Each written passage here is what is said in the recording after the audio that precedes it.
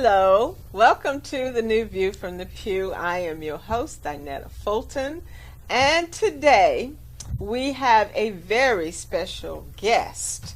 But first of all, let me introduce my host once again. Is Pastor Kimberly Green from Kimberly Green International Ministries, and we have Prophetess Kamisha Mitchell Harrod.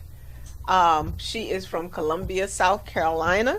And our special guest today is Inetta Smith, who will be talking about her books, My Inner Thoughts. Hello, ladies. How you doing? Hi. All right. Yes. We are so privileged to have Inetta Smith Yes. with us today to talk about her book, My Inner Thoughts. And it was a poem in here. Now, you wrote all of these poems in here, correct? Yes, I did. And there's one poem in here that I saw that I liked in particular. It's named A Woman After Your Heart. I love that. It says, "Oh God, I am in love with abstaining wisdom and knowledge to understand the mystery of your supreme being." And I kind of wanted you to kind of elaborate on that one for a little bit, since all of us up here are of the female persuasion. And we, I know that two of us are married and two of us are single. And so we want to be after God's own heart first. So just tell us a little bit about what inspired you to write that, and then tell us a little bit, well, first of all, tell us a little bit about you, about your journey, and then I want you to elaborate on that particular poem a little bit. Well, my journey started in 2000. I was pregnant with my son, Marcus, and I had major brain surgery after he was born around October 2000. And I was in a hospital. I was in a wheelchair and had my last rites read and was in physical therapy afterwards, but I stayed in the hospital for like a month and a half. So when I got out, I started to go to physical therapy, and my relationship with God strengthened because I wanted to be a woman after God's own heart. So that's inspired me to write this book, running and jumping and leaping, and so that's basically inspired me to write the whole book, My Inner Thoughts, because I was going through a transformation and strengthening my relationship. I'm originally from Washington, D.C. I'm a licensed social worker. I have a 20-year-old son. He's sophomore in college, going to his sophomore year. My daughter is a junior at the governor's school in Greenville. So I live in Columbia. I'm a deacon at my church, and started my own writing ministry. I want to revamp it in 2021, a Reveal Ministry. So that's where I'm at. Okay. Right. Wow, that's amazing. You all have any questions? Ministries. God reveals a lot to me. And so you want to be a writer or a production, or Well, it's writing ministry. I'm also a part of a couple of collaborations, books, about 4 of them. So my writing ministry, Reveal Ministry, that's going to be the writing ministry, where I want to really get up front with my writing, because my profession is a social worker. So that's where I'm at now. Is that your only book, or? No, I'm in a couple of collaboration books. Okay. so are you going to become a publisher, or? I self-published this one. Okay. So yes, I self-published this one back in 2000. I'm in an upcoming collaboration, Flowing in Faith, that should be out probably January. So that's what I started out in 2004. I started my Inner Thoughts. I started the ministry then, and it kind of got, life got in the way. So I'm revamping it in 2021. Yeah, great. You have definitely came a long way from the time of your incident and raising your children, and now to the point of getting back to the writing, your first love of ministry. Yes. That's exciting. That's exciting. Yeah, it is, because I see that with you having 2 children, very active yet, and a profession that pulls from you, because social work pulls from you as well, and you have 2 children that are pulling from you, then you're in ministry that pulling from you. How do you fill yourself back up? Prayer and staying connected to God. Writing is therapeutic for me. So that's one thing that I want to keep going, is the writing, being a part of collaborations. My next book I wanted to bring out by the end of the year, Conscious Awakening, because the Holy Spirit is just speaking. Yes. Wow. Conscious awakening. That goes back to the question that popped in to me when you said that you had your rights read when you were in the hospital. Yes. The rights to say that. My last rights to, in case I didn't make surgery, it was told to me. I was airlifted over to Baptist Hospital from Providence, Northeast, in Columbia, South Carolina, and it was told to me that my last rites was read. So That you didn't know, they didn't know whether you were going to make. come out. Yeah, that's. Isn't it amazing how man can say and speak something that only God has a power to do? And that was 20 years ago. My son was a newborn. I was 33 years old. Wow. So your daughter wasn't even born yet. Wow. So since then, you've even given birth. Birth. Yes, God allowed me to be able to adopt, because with that came some other medical issues, and large heart, and not being able to, have kids. Wow. So that was something from Christian Ministry Adoption Agency. Oh, wow. Wow. That's amazing. That's amazing. Yeah, it is. She's, It really is. 16 now. You know, that is so amazing, to the point to whereas you looked like you were losing life. And then when God gave you life, you turned around and gave life. Yes. Some people would have just said, hey, I'm going to just do me. But you decided to give life. That's right. That's a major blessing. Okay. We're going to take a break, and we're going to come back and talk more with Inetta Smith. Yes. Don't go anywhere. Yeah.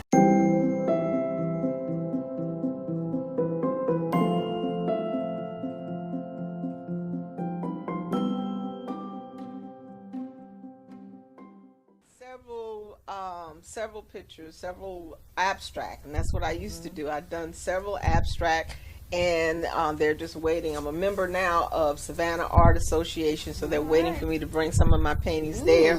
I upcycle vases. Nice. And this is a candle holder and bowls. All these vases behind me, I repainted them different colors, different styles, different unique different things. I do candles, I do bowls, I do vases, I do just whatever. And God deposited that in me years ago, but it took other things to bring it back out, because sometimes things will lie dormant for a while. Yes. And there'll be a situation wherein you say, okay, what can I do? Let me see. And you just start doing. And God just supplies everything else. But you have to do something. Don't think that God will do everything for you. Yes. He will do what you cannot. But lots of times we get lazy, we get complacent, and we just wait for God to bring it to our doorstep. And he's not the UPS man, and he's not the United Postal Service. That's right. He does not just do a special delivery like that. Faith without works is dead. That's right. Yeah. You have to do the work. You have to actually do something. So we want you to be inspired by us. We want you to be to have the initiative to get up and do something, because there's something in you to do. We all, we've written books, we sing songs, we act, we do, we have TV shows, but there's something for you. We want you to know that, and we want you to be inspired by that. And this is why we come to you on View from the Pew. And we're looking to see you again next time on View from the Pew with Kimberly Kamisha. Our special guest today, Inetta. Go to womeninpower.org to find out more about Innetta's book, to find out more about our book, Dr. Kimberly International Ministries, Kimberly Green International Ministries.com. It's drkimberlygreen.com. drkimberlygreen.com. Yes. Go to find out more about her book and her television show. And also, we're brought to you today by Fulton's Fab. Yes. FULTONFABS.com, where you find unique gifts, art designs, everything you want to, anything and everything. Even we have commissioned items as well. Just let us know. FultonFabs.com. Wow. Thank you so much for joining us. May God bless you, may God keep you, and may the heavens continue to smile upon you. All right.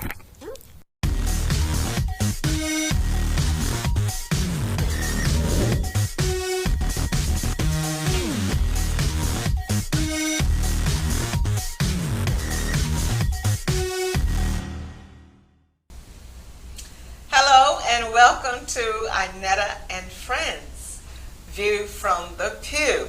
We are here in Charleston, South Carolina, and today we are talking with one of my very, very dear friends in ministry and friends outside of ministry to be, we hope, Linda Haupt. Yay. Welcome, Linda. Thank you. A nice job on the last name there. That was good. Linda. Yeah, we had to practice that 3 or 4 times before we get it. Of course, you all know I'm Geechee, so I add in syllables and consonants that are not there.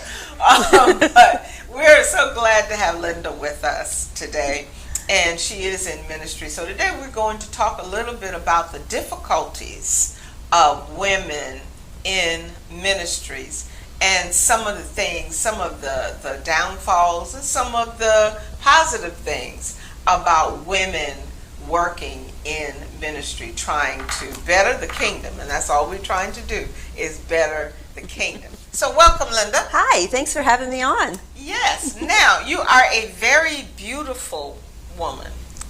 And I know, but I want you to tell everyone, just a little tad. She was in ministry, but yet still she was going through a divorce.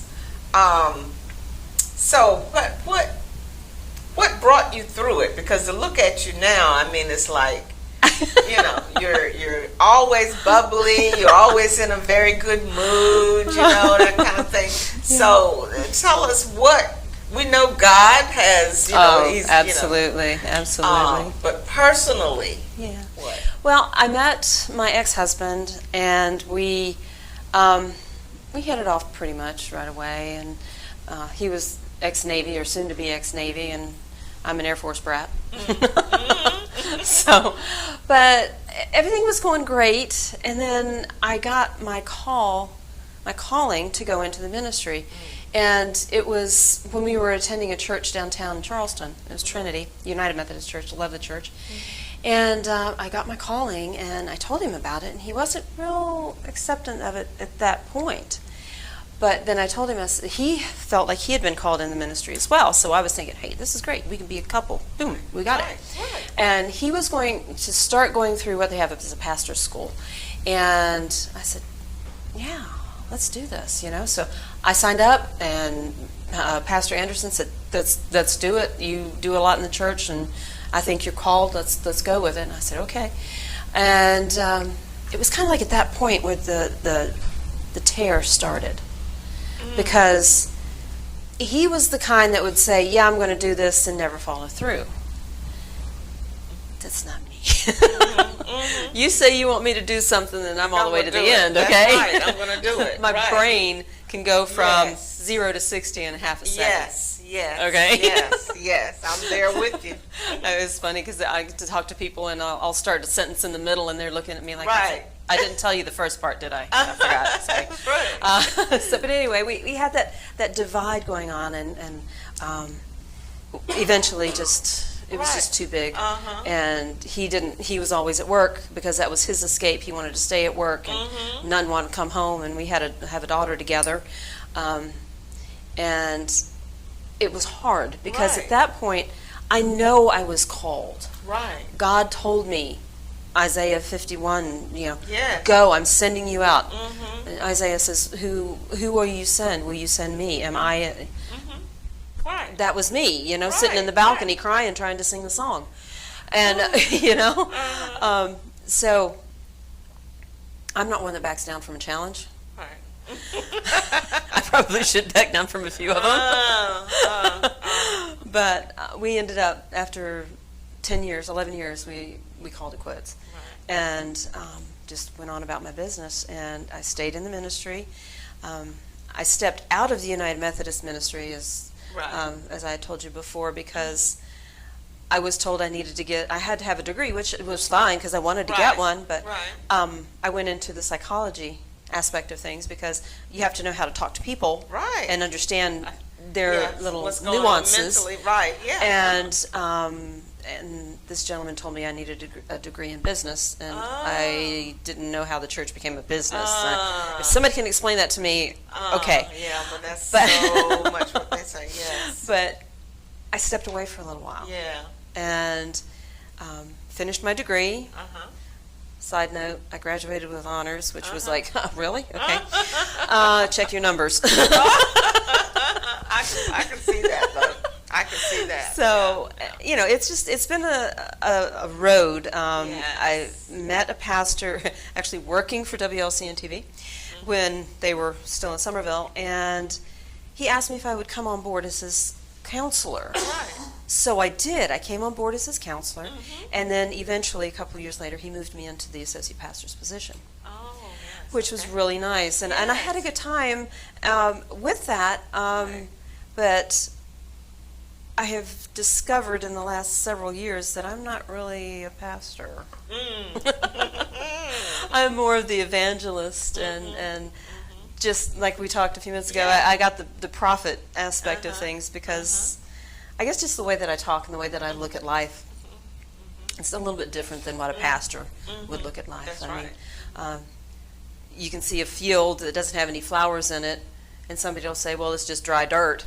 But I can look at it and see its possibilities. It's the possibilities of it. That's right. And things like that. So I went ahead and I got into the ministry, and it's just God that gets you through it. I mean, I went through a depression that was really, I never told my kids about it. I didn't tell because they needed me. I was their mom, so I kept it all locked in. And I'm going to say I'm bad at that because I do keep my feelings locked down. Everybody sees the bubbly side, but sometimes when I get home, they don't see the, the tantruming little girl come out, and that kind of thing, which I try to control, and I do a pretty decent job. I know. There's no holes in the wall or anything. Let's put it that way. You go through all these emotions because you cry because it's a loss, and you cry because you say, okay, where did I fail? And and it's just a lot of emotions that come up. I'm not a crier. I am not a crier. My mother passed away in 2016. I only cried twice. Well, I gotta say that too. I lock it down. Yeah. I lock it down. I don't let my emotions show too much. The happy side, because that's cool. People need to see the happy side of things. Right. Yeah. But understanding that me and God know the rest of the story. Yeah. And I guess that's why I'm still single. She said it. She's still single. I am not desperately single. I'm just, I was talking to a guy this morning on the phone from Florida, and we were talking about that, and he was having some issues with his wife. And I said, well, I guess that's why I'm single. He said, why? I said, because God hadn't made a man that can keep up with me yet. But I know there's somebody out there. I just don't know where they're at. You have to wait. Because I went through the single phase of being in ministry and then being single, and then you trying to, not being out there for a while, that kind of thing. But it's all good. It's all good. We're going to take a break, and we're going to be right back. Stay right there.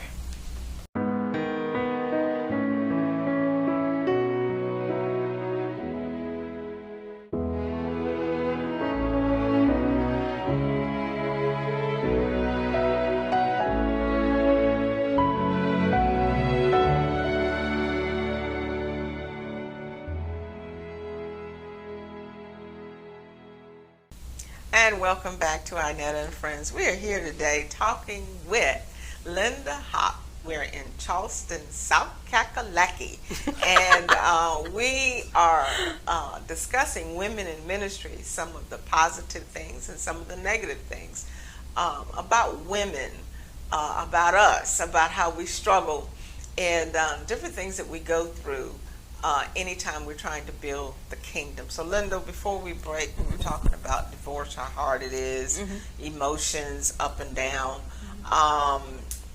And we know that God is there with us, but sometimes late at night, midnight hour, you're laying there on the couch and nobody's calling. Nobody. Well, I'm talking about me now.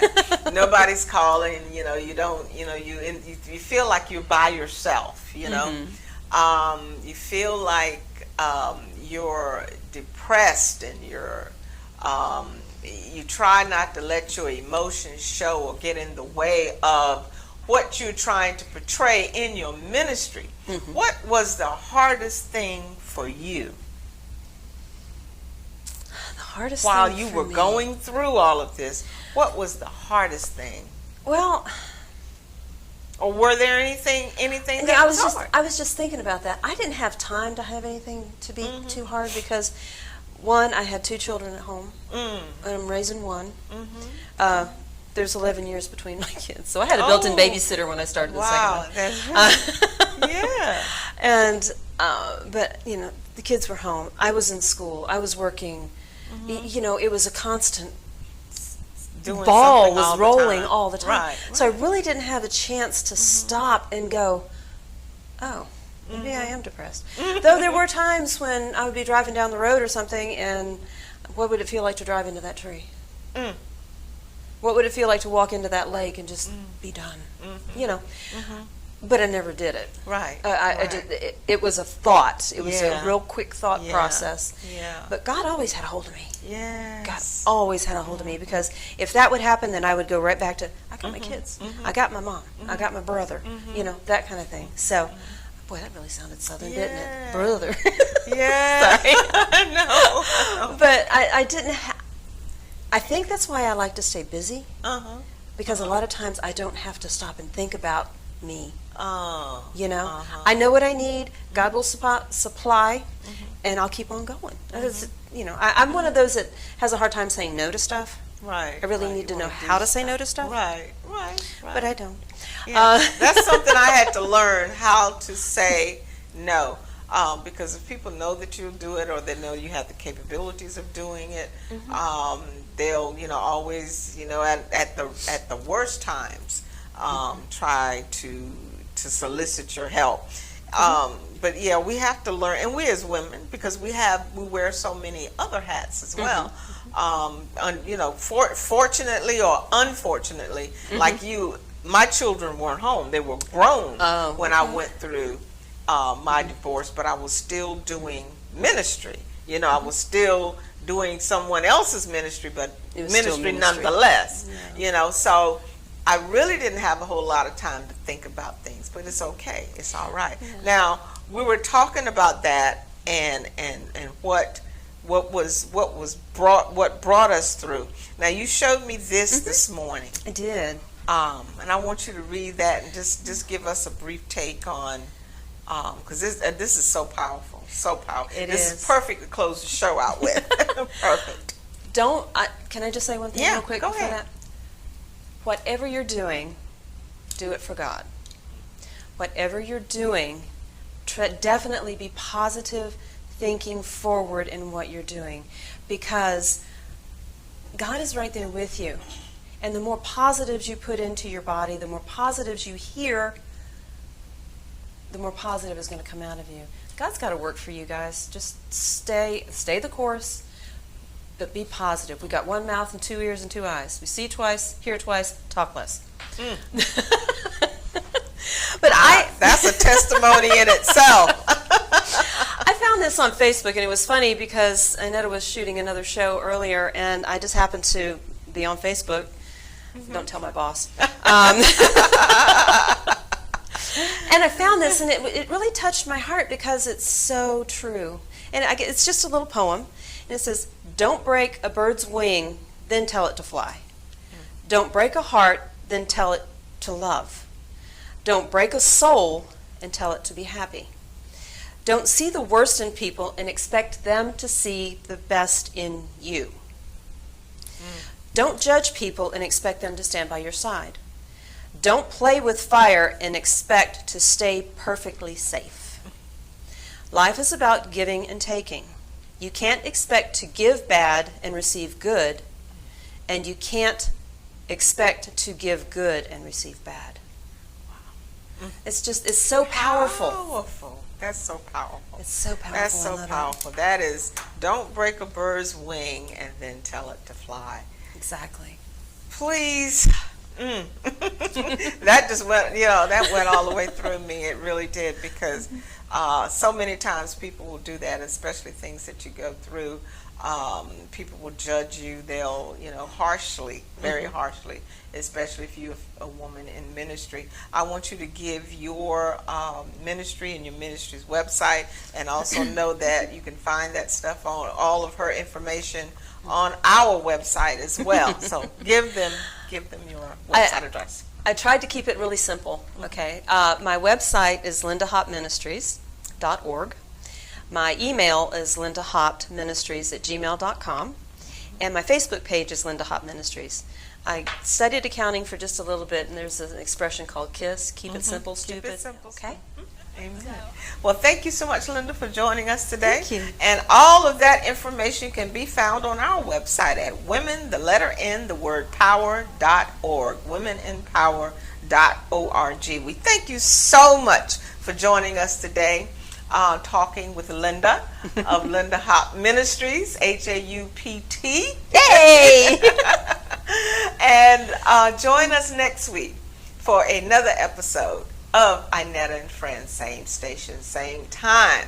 This is your friend, your sister, Inetta Jenkins Fulton.